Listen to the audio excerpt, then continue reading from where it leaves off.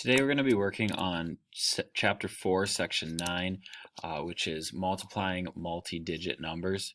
So for this we have two particular ways we're going to do this, and there's two different styles, so whichever one works best for you, go ahead and use that method. I recommend first that you have your multiplication helper sheet with you, so if you need to pause the video right now to go grab that, go ahead and do so. Alright, our first strategy here, what we're going to do is, this is going to be very similar to our partial products method. And we're going to really be breaking down this number into several different parts here. So I'm going to use multiple colors so you can see each part and what we're doing for each step. So the first thing I'm going to do is I'm going to multiply my ones place. Alright, I like to draw these little lines so I know that I've already multiplied that, kind of linking those two. So what I'm going to do first is multiply this 5 times 9. Now my 9 is very simply just a 9, okay? But my 5 is in the ones place. 5 ones would be 5, so I have 9 times 5. That's going to be my problem for this first one. You'll notice I'm using this grid paper because it lines up very nicely. You have grid paper in your whiteboard, so if you would like to use that, you can slide it out and put it in your whiteboard to work through these problems as well. So all you do is 5 times 9, knowing my 5's very well like I do, I know that is 45. Being that it's 45, I'm going to line it up again just like it is up here with my 10s and 1s here. So I'll put my 4 in my 10s and my 5 over here. That is my first step. Now it's time for my second one. My second one I'm going to change color so again you can kind of see each one of these partial products we do. We're going to stick with the 9 because that's going to be our fact that doesn't really change here at all. And we're going to multiply by this 6 now. So I draw my line so I know that I'm linking them. Now, unlike before, this 6 is not in the ones place, so it does not equal 6. The 6 is in the tens place, so it is actually like counting by tens 6 times, or 10 sixes, which is another way of saying 60. So what I'm actually doing for this next step is 9 times 60. Okay? Thinking back to my first lesson in this chapter, 4.1, I know that when I multiply by a 0, I can cover that up, do my multiplication first, so 9 times 6. Using my multiplication helper sheet, I know it's 54, and now I need to add that 0 in, and I end up with 540. So now I'm going to line this up here as well. So my hundreds place, my tens, my ones, and I'll put my 5 in the hundreds, my 10, which was 40, in the tens place, and my 0, which is 0, will go in the one spot. All right. Now, time for my last step, my last number here. This will be where I'm multiplying my 3 times my 9. And you can see I like doing this because now I know that I've multiplied each part of this by just doing that little step where I can kind of link them together. So now what I'm going to do is I'm going to again stay with my 9 staying the same because that's that bottom number. I'm going to multiply by this 3. Now unlike before where my 5 was in the ones, my 6 was in the tens, now my 3 is in the hundreds. So what this means is it's actually 3 hundreds or 300. So now I'll be multiplying 9 by 300. Thinking back, I know that I can cover this up. I can do 9 times 3 first. I will end up with 27, and then I add my 2 zeros in. So I actually like to sometimes add my 2 zeros in first, then do my 9 times 3, which I know is 27. I can just write it over here. All right, now, you've seen we have done all of our problems here. I have my nice lines to help me out with that. I have my line from my 9 to my 5, and I did that right here. I have my line from my 9 to my 6, which was 60. I did that right here. I have my 9 times my 3, which got me 9 times 300, which is right here.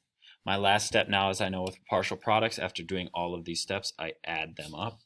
So I have 5 plus 0, which gives me 5. I have 4 plus 4 plus 0 would be 8. I have 5 plus 7. 5 plus 7 I know is 12. So I'll put my 2 down here, carry my 1, and I have 1 plus 2, which would get me 3. So my answer would be 3,285. Now the last thing I'm going to do is I'm going to check for reasonableness. Okay, when I check for reasonableness, what that means is I'm going to check to make sure that this answer makes sense. So to do that, I'm going to go back to those estimation skills where I'm seeing about. Where am I? About where am I? So I'm going to round this to my largest place value. So I'm going to take 365. If I round that to my nearest place value, I look at my hundreds, my largest place value. I look behind it. A 6 tells me to round up. So what I'm going to end up with is 400. If I round that up. And then I'm going to multiply by 9.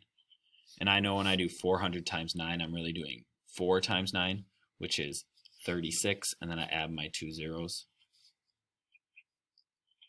And I can see that while I did round up, so this number is larger than over here, it is pretty close, so that tells me that my reasonableness is there. So this is a good answer because I checked it with that rounding. This is one way of working through these problems. I'm now going to show you another way. The next way is going to be where we kind of break away from this partial products method and change it up a little bit. We're still using that. We're still multiplying by all pieces, but now we're going to kind of work in some new steps here. So the first thing I'm going to do is I always start with my ones place, and I'm going to do that multiplication first.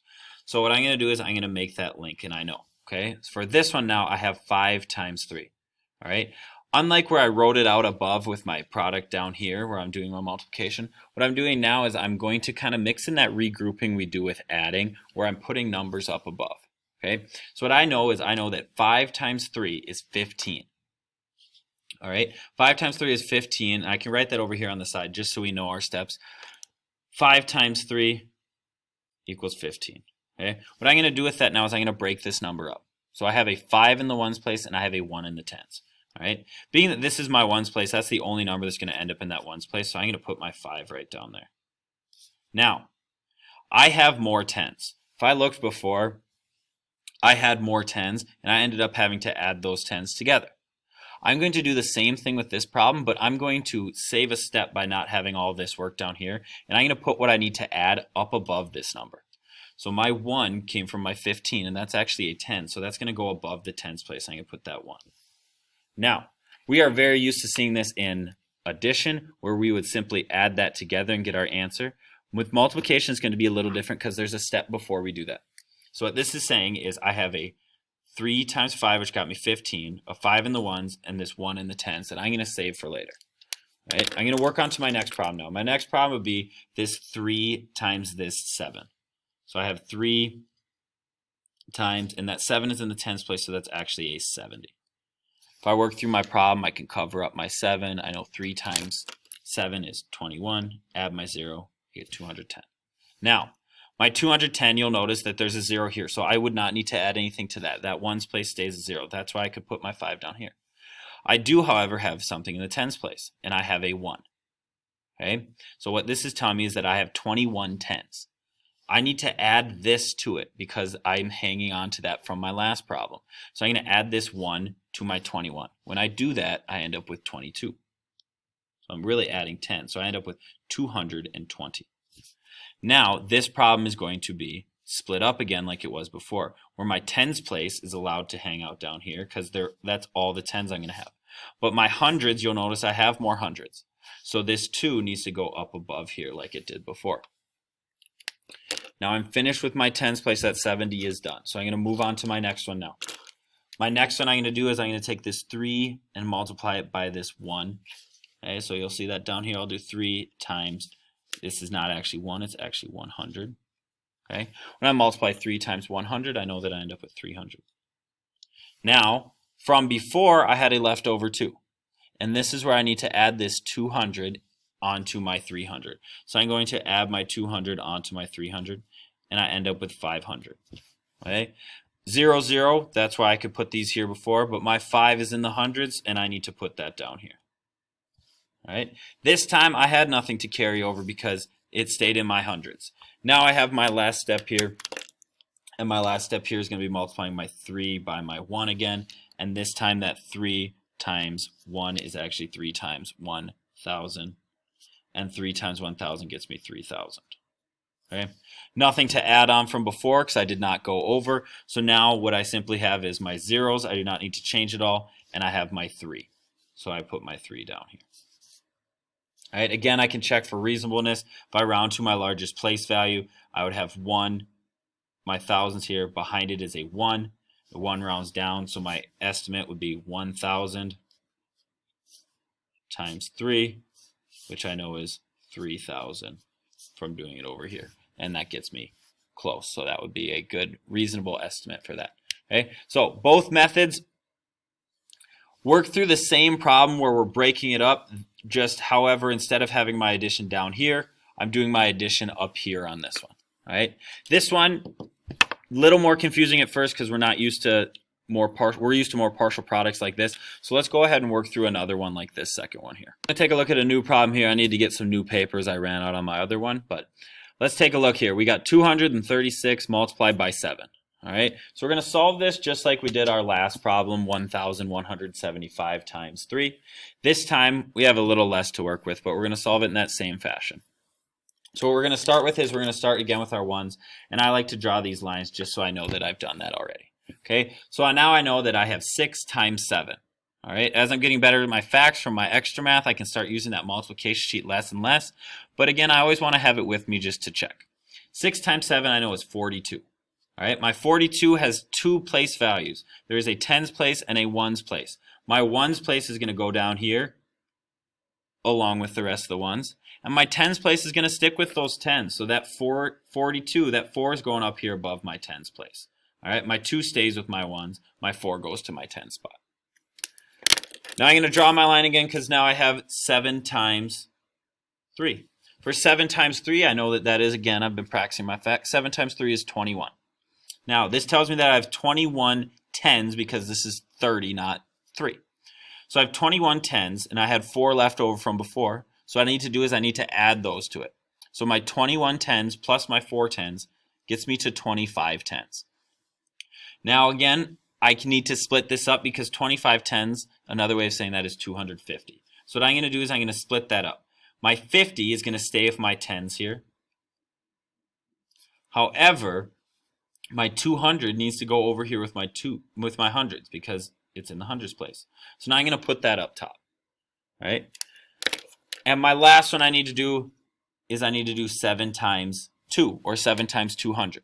Okay? As I keep getting better at these facts, you'll notice that I'm able to do these without my multiplication helper so much. That's why we're working on that extra math. So now I have 7 times 200. I know that 7 times 2 is 14. What that tells me is that 14 hundredths. I had 2 hundreds left over from before, so now I need to add those to it. Now I have 16 hundredths. Okay? So what I'm going to do is I'm going to add those together. My 6 goes in the hundred spot. My 1 was 1,000, so I can put that up there. There's nothing to multiply by, so it would be adding to a 0. 1 plus 0 would be 1, so I would have my answer. All right? Both of these methods will work fantastic. Our partial products method, as we did the first round, works great. If this is what you are comfortable, use this method. Our other method is very similar to the partial products method. We're just saving that adding that we did down here, and we're doing it up top. Okay? So choose whichever one works best for you. Work through all of the problems on your homework. When you are finished, make sure you complete your extra math, and if there's any IXL, that you have completed your IXL as well. If you have questions, you are always welcome to rewatch these videos. That is what they are here for, is to help you. Otherwise, join your teacher's office hours.